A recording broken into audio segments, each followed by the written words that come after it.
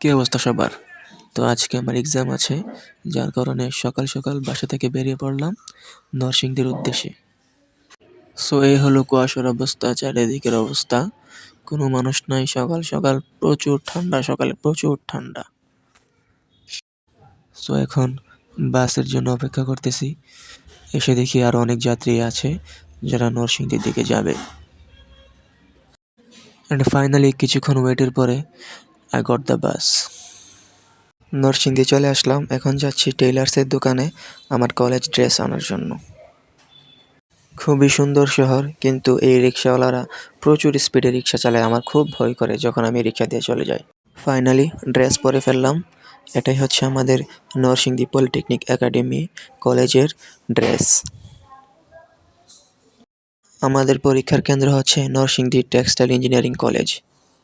৫ তলায় যাওয়ার জন্য আমরা এখন লিফট ব্যবহার করছি। ৫ তলার উপর থেকে এই শহরের ভিউটা আসলেই খুব সুন্দর, খুবই সুন্দর লাগছিল। ফাইনালি আমাদের এক্সাম শেষ। এখন বিকেল ৫টা বাজে। বাসার উদ্দেশ্যে আবার রওনা হলাম। আবার বাসের জন্য অপেক্ষা করতে করতে ২ ফ্রেন্ড মিলে আমরা হালকা নাস্তা করতেছি। Bye bye.